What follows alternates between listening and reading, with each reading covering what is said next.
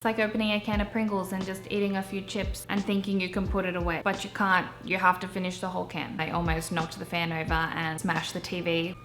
The most I've actually used the hammock for is to pretend I'm a fish. Hi, welcome to my living room, aka fitness playground, aka makeshift quarantine gym. Hope you're doing well. The last couple of months have been kind of crazy. Totally turned my living room into workout central. And honestly, it's really been the best thing that I've ever done. This has happened since the pandemic. It was about a week or two into quarantine that kind of spiraled. I started baking everything all the time. I don't even like baking. I was also binge watching Netflix aggressively, gained a bit of weight, lost a bit of muscle, lost a bit of dignity. I needed an aerial fix. For those of you who don't know, I'm an aerial circus performer. I perform and train on various items in the air. A lot of what I do is hanging. So it was at that point that I decided I really needed to do something. You can't really just have an aerial rig in your home, especially not in a tiny apartment. Let me show you the situation. We have a door over here, TV kind of weirdly angled on the wall here with a fireplace, then our couch smushed just in here, and basically no room over there. Kitchen right here. So my quick solution was a chin-up bar. That'll get me hanging. Given we're in an apartment, I can't really tear it to shreds. Borrowed a door frame chin-up bar from my parents. Does not fit on our door frame. I've never come across a place where their door frame is too large. Let me show you the door frames. It's so thick. Why is this like this? I then started searching other options. I wanted a full-size aerial rig, which is when I found this guy. I spoke to Jez about it. Thought we could probably squeeze one in our apartment. Looking at our ceilings, we have this one tiny little vaulted ceiling. The highest point goes just over 9 feet. I was way too desperate. I figured I'd just make anything work. Without any further questions, executed, purchased. And then if we look above, you'll see the rig. As you can see on the legs, it has these joints and pins which you can adjust. You can go in small increments. Some of the others, the highest we could have got were like 7 feet, which that's basically as high as I can reach. It's very sturdy.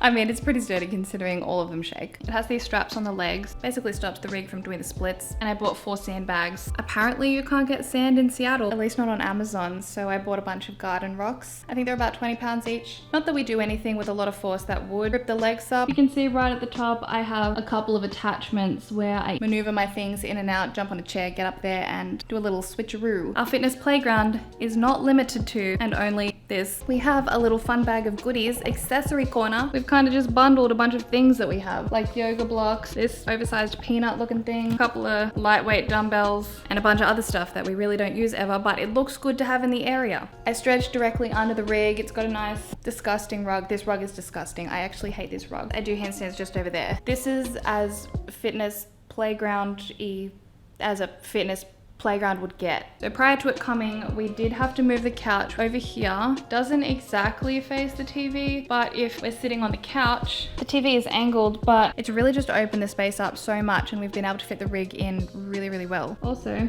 you might ask, Amy, why do you have a stumpy fan?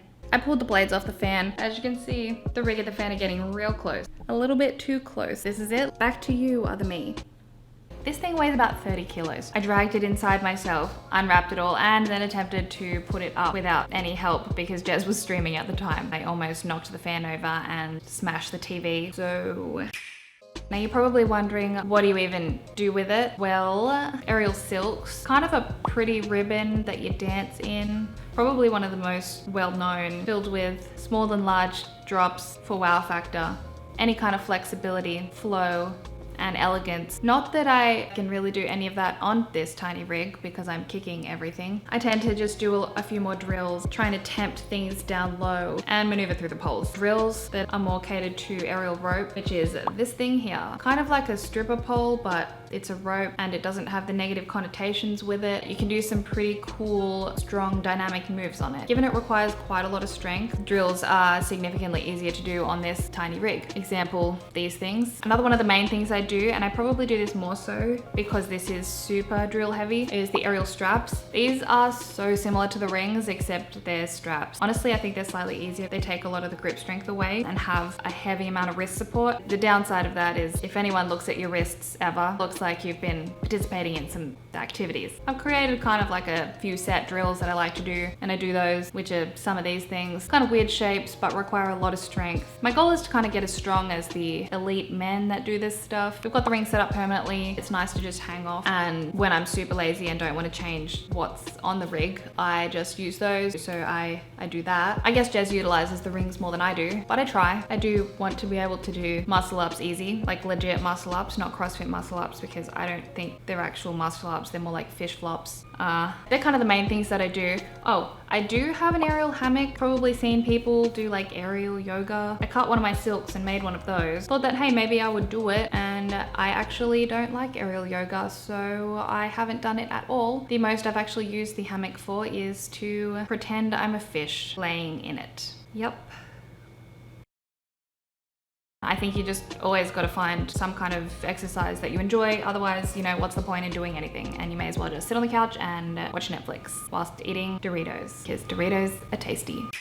What are the benefits, you ask? Number one, I can watch TV whilst working out. I'm multitasking. I'm getting TV time and I'm getting workout time in. Or I play audiobooks really loud. Jez doesn't necessarily like it when he's sleeping and I'm doing it. Number two, the fridge is like 2 meters away. If I want a snack mid-workout, the fridge is right there. I don't know what other benefits you want. I'm able to train in the air again. It's really nice to be able to get in the air again, even if it isn't 100% of what I was doing before. Anything's better than nothing. I'm so much more motivated. I feel like the space is just fun, so I'm in it all the time. Also, the fact that it's kind of like the only space of our apartment ever, so I kind of have to be in it all the time. Also, I'll probably save money in the long run not paying for a gym membership, just using this. I was paying over $100 a month to train at the aerial studio. Give it a few more months, the rig will be paid off. Another benefit, obviously in quarantine, I don't have the social aspect that's included with maybe a gym environment, but I can video call my friends and train with them if I want, except I don't have friends, so I don't do that. But I could, but that's totally a benefit. Another benefit, I don't have COVID because this is my house and I live here. Also, massive time saver. I do not have enough time in a day, so this is life-changing. My productivity has increased drastically, not wasting time traveling or fluffing around, interacting with people that I really just don't want to interact with. I hope none of them watch this. To give you an example of my previous travel situation, pack my bag, make my way to the car, get in the car, drive 20 to 30 minutes, get to the gym, go sign in, make some small talk with people, walk to the direction I need, make more small talk with people, walk to the next section, get to the actual training area. So many more people are there that I end up just talking to before I've even started training. In the midst of training, get distracted, training takes longer, do that whole process in reverse, then you have 2 to 4 hours of time wasted. Not doing that means I've been able to train so much more and so much more productively. I'm able to stretch daily, do handstands, do some kind of air apparatus, either an upper body or lower body workout on top of that. And I've made so many more gains just by not having to leave the house, which leads me into the petrol that I save, or gas. I didn't have to fill the car up because I'm not driving anywhere. Also, we have a huge mirror, which I can look at myself and check for instant gains. Another huge pro, Jez is training again. Since moving to America, he hasn't focused on training. He has a newfound motivation in training rings, exercising all the time, and I really love it because it's super attractive for me.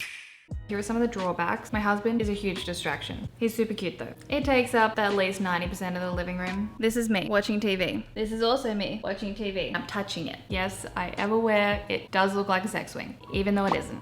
Therefore, you have to explain to anyone who enters your house why you have this in your living room, which leads me into the next drawback. You can't have guests over. Don't even think about inviting people over. You just can't. You cannot have people over anymore. Another drawback, now that I have it, I'm 100% drunk with power. It is now way too small. I 100% need to upgrade. I need it to be taller and wider. It's a gateway drug. I need more. Also, given it's in the living room, there is absolutely zero excuse not to work out. Some people might think this is a positive, others might think it's a negative. I have 24/7 guilt syndrome. No one wants to feel guilty all the time. Also, you can't go back from this. Now that we've committed to the home gym lifestyle, it's only a matter of time before we have invested in turning our home into a full industrial sized gym that we will be charging people accordingly. So it's like opening a can of Pringles and just eating a few chips and thinking you can put it away, but you can't. You have to finish the whole can.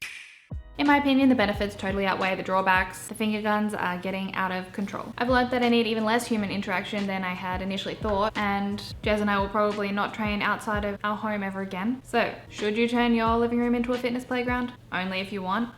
On that note, I'm gonna wrap this up. Thank you so much for watching. If you like this video, give me a like down below. Also, go follow me on Instagram at Amy_Leesha. Come say hi. You guys are great. I'm gonna go. Bye.